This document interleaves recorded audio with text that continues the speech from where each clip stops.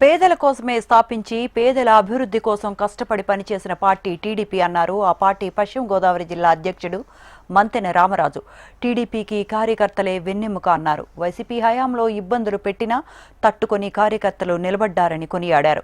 తణుకులో ఏర్పాటు చేసిన మినీ మహానాడుకు హాజరైన మంతెన రామరాజు కూటమి ప్రభుత్వం చేపట్టిన పథకాలను వివరించారు. తణుకు ఎమ్మెల్యే రాధాకృష్ణ మహానాడులో పలు తీర్మానాలు ప్రవేశపెట్టగా పార్టీ నేతలు ఆమోదించారు. ఏ విధంగా అభివృద్ధి సంక్షేమ కార్యక్రమాలు ఏర్పరచడం, ఏ విధంగా ఈ రాష్ట్రం కోసం ఈ పార్టీ పనిచేసింది అనేది, అదేవిధంగా పెహల్గాంలో ఈరోజు మన ఉగ్రవాదుల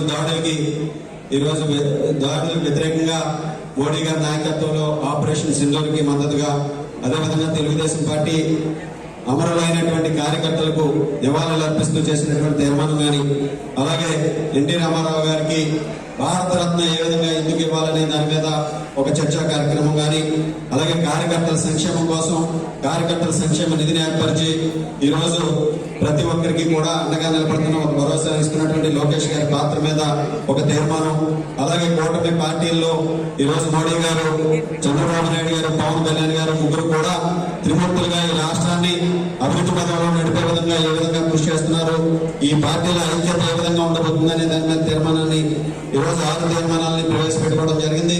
ఈ 6 తీర్మానాలని కూడా ఆమోదించే విధంగా ప్రతి ఒక్కరు కూడా గట్టిగా చెప్పడం ద్వారా